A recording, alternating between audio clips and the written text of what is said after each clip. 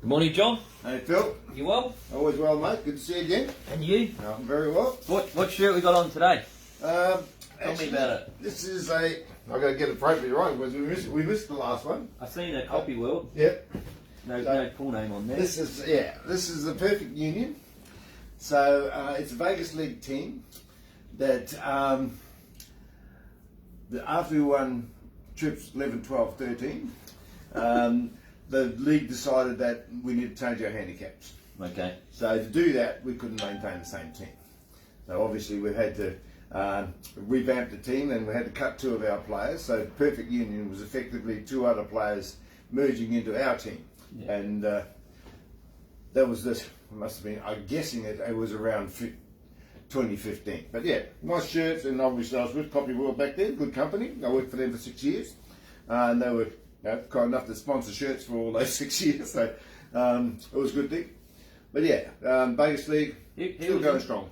You know, with the Vegas League, quickly on that, I always remember how you're going to put your team together. And at that stage, at the beginning, I always felt to have a 100-point team because you had all the guns. Yep. And back then, the 0-point teams, they're nothing like a 0-point team now. Yes. And I always felt that when I looked at all the different sides, that your team had like one of the perfect formulas because you had like 5 20-point players. Yeah, mid-range players. They were all capable on their day. Yeah. We're in that 20, sort of 15 to 25 range. And yeah, that's on our day we could always produce it. And I think when it comes to finals time, we didn't really have a weak link. Yeah, you was back 5. Where most of the other teams had 2 or 3 very good players, and then 2 that they had to carry to absorb the high point players. And they can't. All 3 good players had to play extremely well. And against us, we'd still get our share of wins against them, and then we'd mop up the lower ranked team players. So yeah, no, we had a very good run. So like Ben Crawley in there, Ben yourself, Jonesy, Phil Jones, JL, and Chris Argento. Yeah, he was a big part of your side. Yeah, so we had really solid side there, and yeah, we won 3 trips in a row. And one of them was a very good one because it was only one team qualifying. Yeah. We didn't have enough teams, so you had to win it to go. Yeah, that was pretty big effort, that one. You had to go hard then. Like I said, you weren't getting in the final and celebrating. You still had to win another match. Yeah. But anyway, it's been a real hectic 2 weeks of sport. Lots happening. We're going to have to rush through today, John. We are, mate. So I think we should kick off with the JB Classic because that started the 2 weeks. They did too, and a big shout out to everyone that made the effort to come. First time I've had a full contingent of 12 teams. Phil. Yeah, no, it's fantastic. 2 teams from Tassie this time, 2 from Victoria, and a Queensland side, which helped to give us that state flavour, which I've tried to achieve from the start. Obviously, we'd love to get someone from WA and the NT boys come back, but that's still we'll get there eventually. But it was a fabulous weekend. I'd say the 2 younger. There were 4 teams qualified. So we had from Group 1, which was Alex's group. The qualifiers were a new team from Tassie, led by Jeremy Maguire, and they were. Let me see. I'm just thinking how old one of their oldest players would have been. I don't think they had anyone. Maybe 60 something. Oh, sorry. Yes, Glenn Williams. Glenn Williams filled in from there from Broken Hill, and Glenn had been trying to get a team together for ages, and then the Tassie boys, one of their players wasn't well. I think it was Stubbsy, couldn't make the trip, so Glenn was in touch with them, saying how they're going. And then he realised that they were short, and Glenn said, "Well, I'll fill in." And so it worked out perfectly. Yeah, brilliant. So they qualified. Who was the second qualifier from that group? Alex's team would have got through, wasn't it? No, it was actually the. How could I forget? Sorry, Like Fine Wine. So it was Swifty's team. Okay. And they were the #1 qualifiers. They went through undefeated.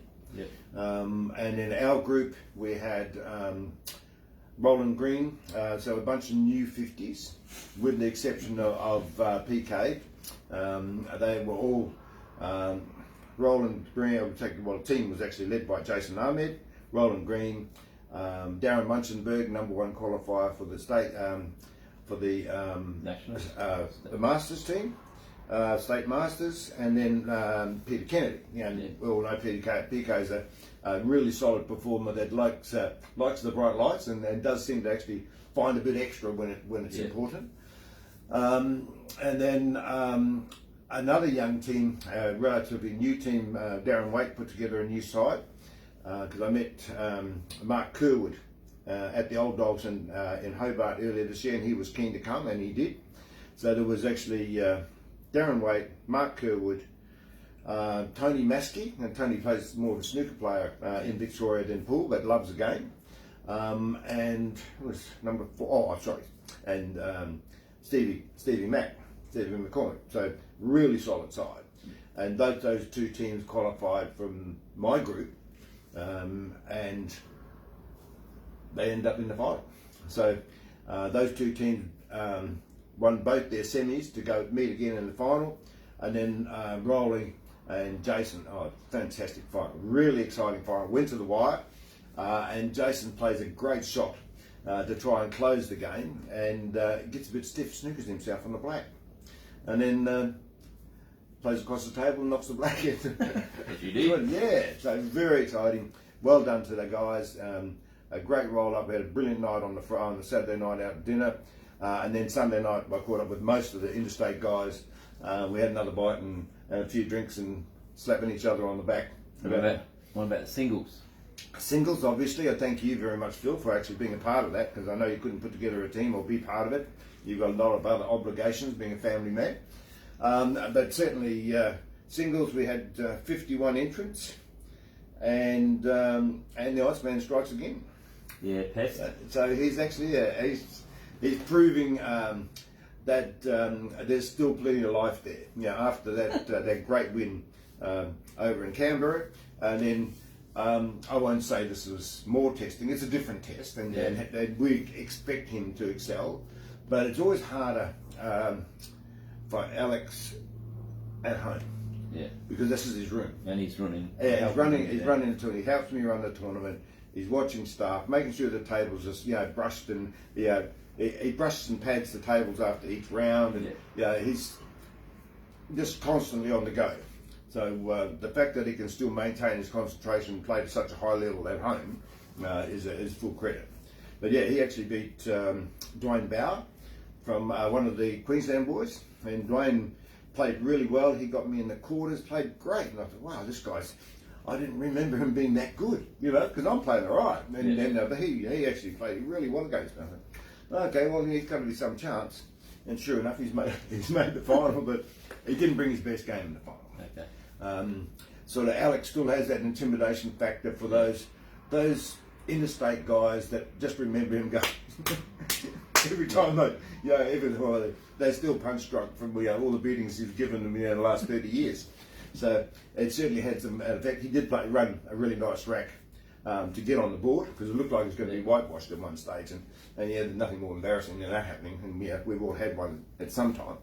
I get more than most these days. Anyway, that's another story. But yeah, he played very well. Good on the Iceman, fantastic effort. Player of the carnival was Jack Hunter. Jack, well, what was amazing that like Fine Wine, which was Swifty's side, number one qualifier, 3 players on 80% or better. Wow. And they come at the final. 2 years in a row now they've finished top, and Swifty's got it. He goes, look, there's something wrong. We need to do this. You play so well in the qualifying, and either run into someone that's playing extremely well, or you don't bring your best game once you get to the semi. So very stiff, and I know that they're buttering up again. But yeah, I must tell you, John, I had a fantastic day there, and I was a bit envious when I left that I wasn't part of it. And the fact that you had your dinners and you had players from all around Australia there playing, and it was more like a carnival, mini national, as opposed to several years ago when it was dominated by South Australian sides. And as I said, it made me want to come back and be part of it. And I'll let you know, 2 teams have already approached me, John, to try and get back in there. Yeah. And losing to Alex is always a sore point. So I don't know if I'll ever get him back, but I want to. But so I can only highly recommend how good it was, and to see all your old friends. So it was good for me to go in there one day, but it made me want more out of it. And the fact of seeing you all out on your Facebook posts and all that, thinking, wow, it has grown. So hopefully it can get better next year and bigger, and have some more players from interstate. Well, it's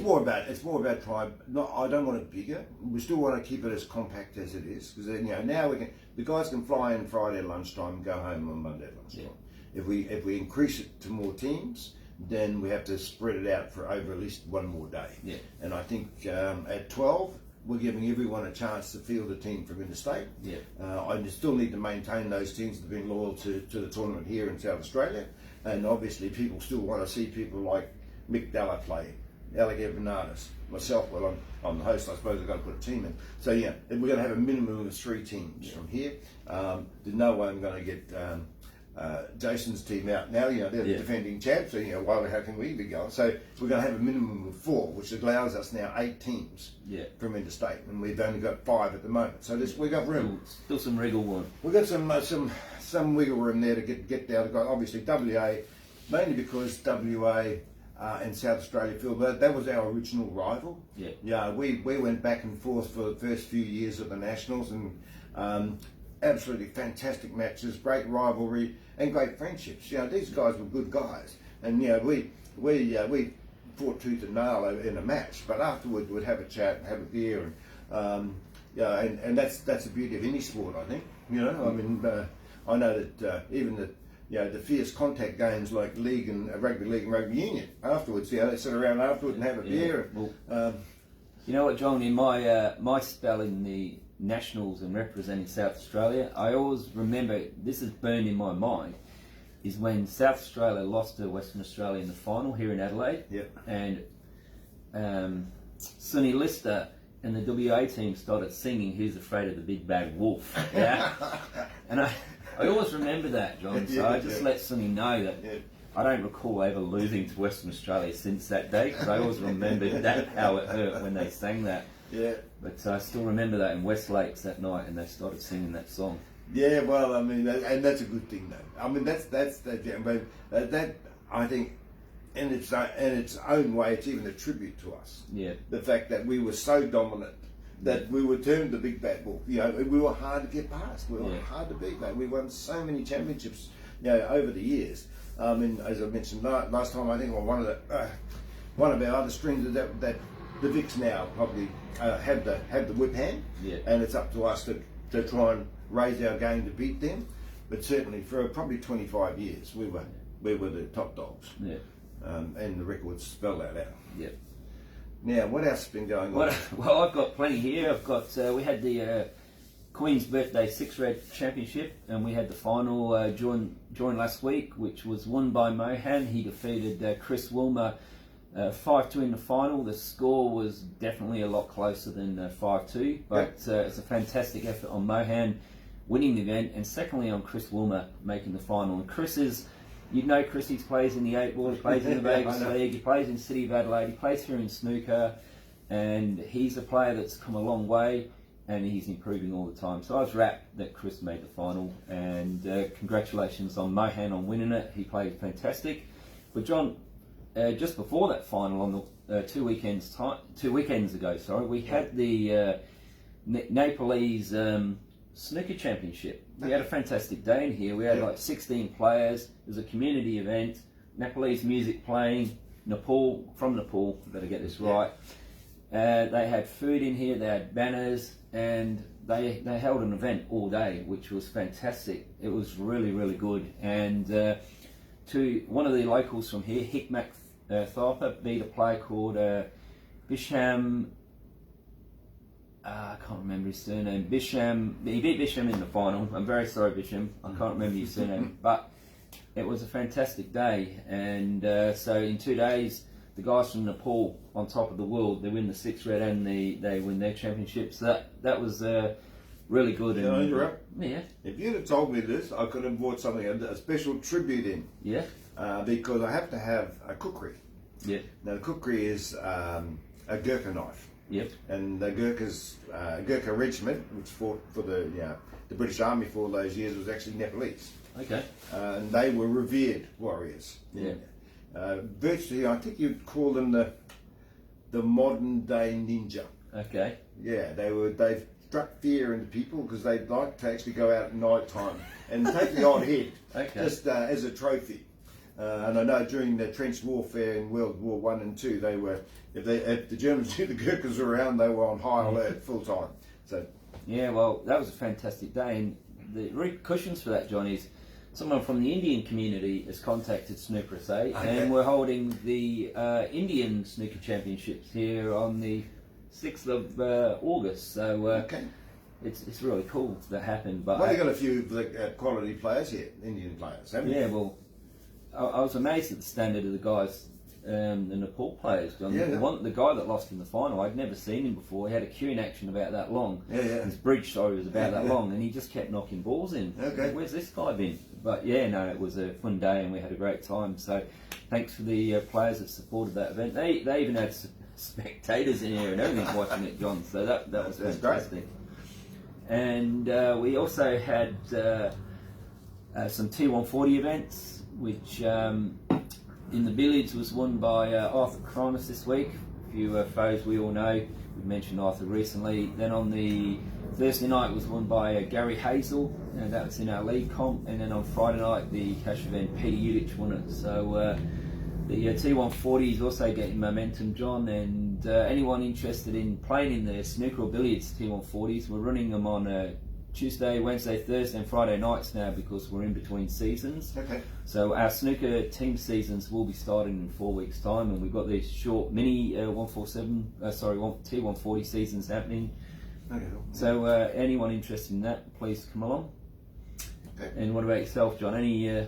Well, I had Super League course last night, and the Hills team were there playing one of the other Empire sides, and Corey is, and his boys make up the bulk of that team. I asked him about how well his tournament. He said, "Look, it was fantastic." He said his junior tournament was held the same weekend as mine at Chalkers. And was open to anyone, and we all posted, tried to attract some interest from young people who just want to have a crack. And he had 21 starters, and 7 of those came from the Riverland. So it's great that the Riverland have got a little junior program going. He said the day went really well. Everyone had a great time, and he's looking now to cement a date in September with Alec. To run one at Empire. So he's looking to mid to late September. So certainly any of you mums and dads out there that have a young one that shows some interest, this is just a fun day. Sure, there's some quality players there, but it's all about coming out and have some fun and seeing if you can enjoy, enjoying the game. So that should be coming up. Well, Corey's been very supportive, John. He contacted me asking me if we wanted some juniors to play in the snooker, and he did ask me to send some flyers down there, which I got, and I had them with Jason, but poor Jason got COVID, so he was unable to attend on the weekend. But just the fact that Corey reached out to here at Snooker SA, wanting if any of the juniors wanted to go down there and play in the 8 ball, so he's doing a fantastic job, and anything to help the juniors is well, great. It's beneficial to Cuesports across the board. Whether they're playing 8 ball, 9 ball, snooker, billiards, whatever it may be, but you've got to introduce them to the game first. And if they start playing 8 ball, so it's well and good. But yeah, most of them. I mean, you think now, Phil, over the last few years, how many 9 ball, 8 ball players? And I'm going to use 2 classic examples: Mikey Cacciolo and Jimmy Georgiadis, both now featuring in the state snooker regularly. That were effectively, Mikey never played snooker until the last probably 3 years. And James, probably dabbled.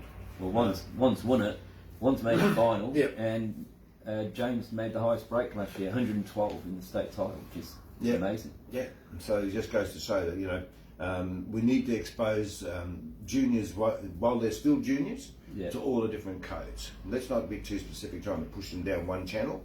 Let them have a look, because every code allows you a broader range of knowledge, maybe not in the potting ability, but in safety shots that you wouldn't see in a traditional snooker game or 8-ball game. Yeah. And then someone comes along who's been a good billiard player, says, "Oh well, I'll just rub off that half ball and I'll run down there," and you'll go nowhere, and they'll get you next shot.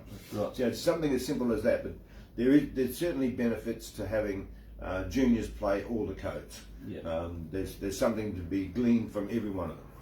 Well, even mentioning that, John, I was so proud that we had James 2022 playing in the World Cup of Pool. Unfortunately, they got rolled in the first round, but he's one of our boys, John. He's someone from Adelaide who does play all the codes, and he's there on Foxtel representing Australia in the World Cup of Pool. Yep. So the fact that James does dabble in all the different codes, that's why, because he's got experience from all them codes, and it's benefited him being a multi-Cuesport player. Yeah, that's right. Multi-skilled across the board, and I think that's something that should be. I suppose something should be locked in for any future players. Don't be thinking, "Oh, this is the only game on the planet." Every game has its skills and its benefits, and they all help across the board. They're all skills that can be merged into each code. Well, even we were talking. Your next thing you were going to talk about, John, is the pockets. Pockets Pro Pool. I had Arthur Titus here on Sunday. Which is fantastic. Well, thanks for coming over. Thanks for coming over, Arthur. I had an opportunity to have a quick chat to you. A lovely young man. We had a really good chat about his insight into the game and what he's looking to achieve. And I actually thanked him. I said, "Look, it's amazing how it takes someone from outside the sport to see its potential and then promote it." Yeah. I mean, we all think, it's got some potential for this game, but to actually get someone on board, obviously he's built the profile in Victoria now nationally, and these effectively were qualifiers. So there's going to be a number of them around the country, and 4 qualifiers from each group will go and play in the Challenger Series. Yeah. And in this particular event, we had Daniel Porter, and Daniel obviously has been playing extremely well for a long time now. Yeah. One of the juniors coming through. He's one of our juniors. Multi-Cuesport player. Well, that's right. I mean, he won the American 8-ball championship only a month ago now, and he beat all the top players in Australia. Yeah. So that was played here in the state snooker titles last year. Plays in the state snooker, and obviously we'll start to get better at it.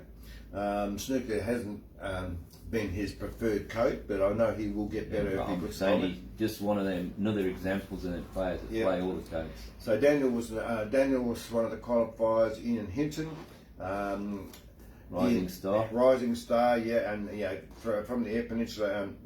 He plays EPL, and I reckon he's from Whyalla. Fantastic player. He's been coming down here for a number of big win over Ricky Emery. Massive win over Ricky Emery.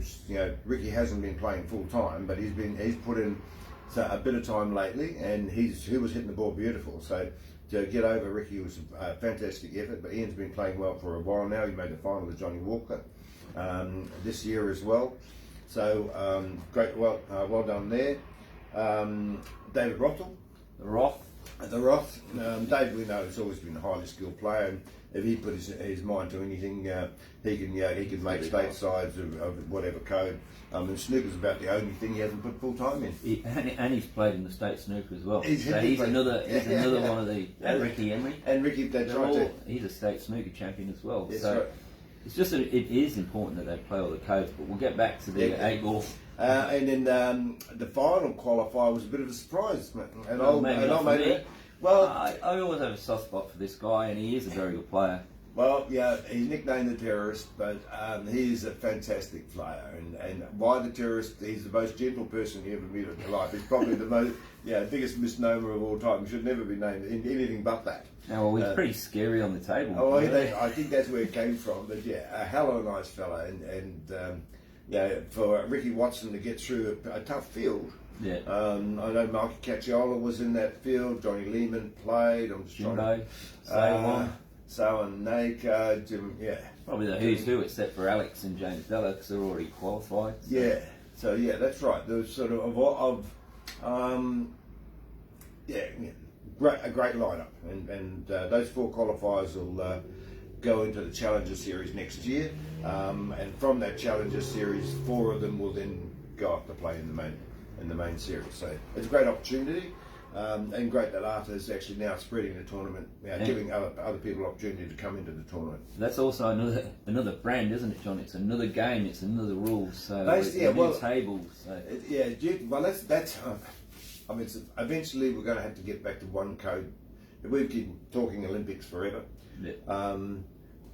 Unfortunately, by sheer weight of numbers, it's more likely to be a pool game than a snooker game. Yeah.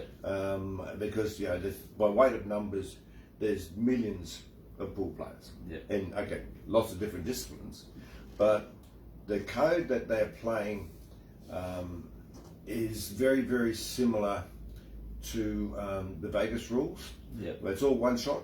Yeah. You must make a genuine attempt to get out of snookers. Ball in hand for any foul, so you pick up the white ball, you start somewhere. It's somewhere on the table, and you've got one shot to try and finish. And I like that set. Yeah. I like the rule set. I like the Vegas rules.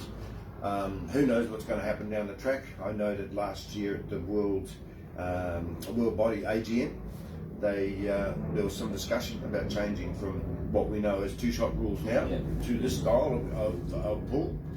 It was argued quite vehemently, but still stayed with the current set. We'll see what happens next time around, but it's a bit like, I think, trying to depose a president or a prime minister. Yeah, you have a go, and then the next time your numbers might strengthen, and the next time eventually the change comes about. And we'll see what happens. But certainly it appears from the feedback I got from the guys that played it, they liked it. Yeah. They liked the rule set.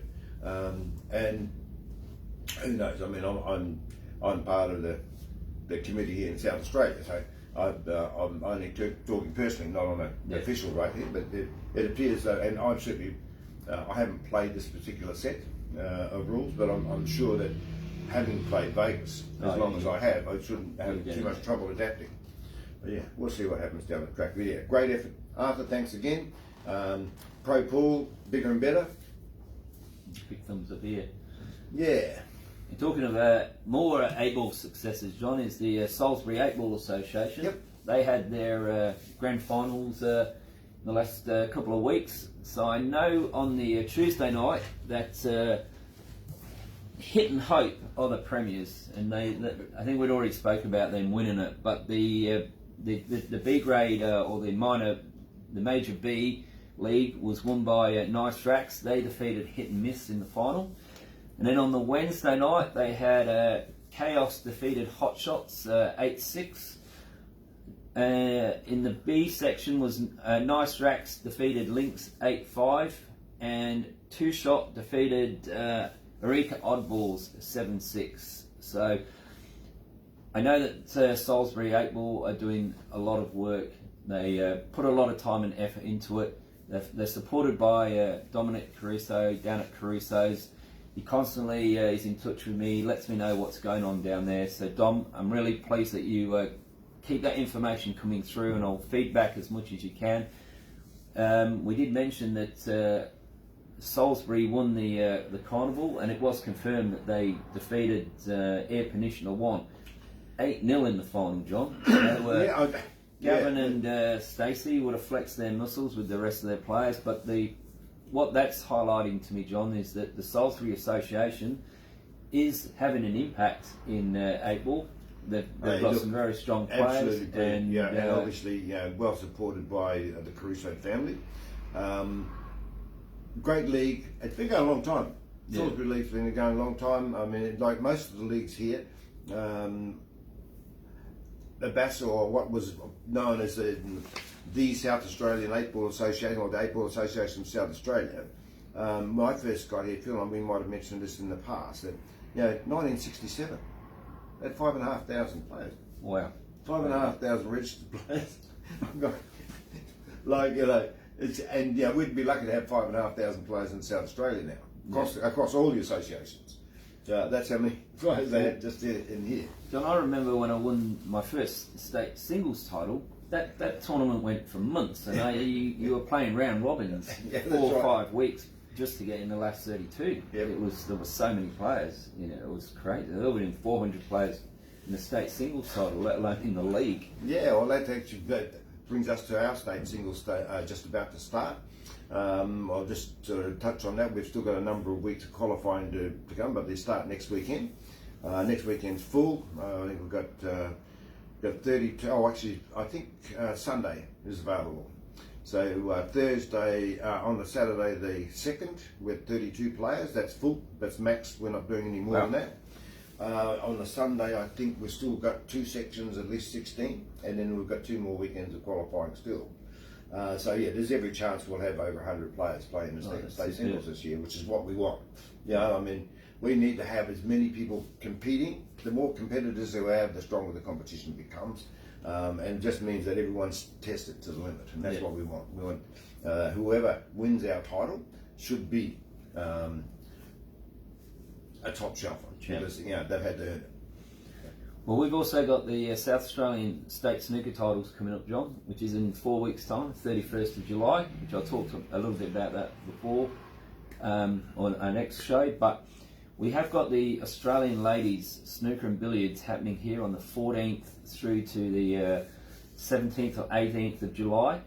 The nominations close this Friday, so if there's still any ladies here in South Australia that are interested in playing in the Australian Billiards or the Snooker titles, please let me know. Nominations close this Friday, and just to be part of an Australian title is good fun, and it's experience, and you don't have to be the best player to be part of it. So anyone interested in playing in the ladies the Australian Snooker or in Australian Billiards, please give me a call at Snooker SA. And that's about it from me this week, John. Well, I think we've probably got a couple of things that we didn't even discuss initially. But yeah, it doesn't hurt. I mean, yeah, look, I always love catching up, and certainly there's a lot happening in the game. Look forward to catching up in a couple of weeks. Just before I go, John, because Dominic did ask me to let him know that the Salisbury League, they've got a new season starting on the 5th and 6th of July. That's Wednesday and Tuesday night. So anyone down north interested in playing a quality league with some fantastic players, please give Dominic a call at Caruso's down in Salisbury. Excellent. Yeah. Anyway, John, it's a pleasure to see you. Always great to catch up, Phil. And I don't know how we get all this through in time, but anyway. Well, we've got a reasonable amount of time as well. You have a fantastic day. Will do. All the best, guys.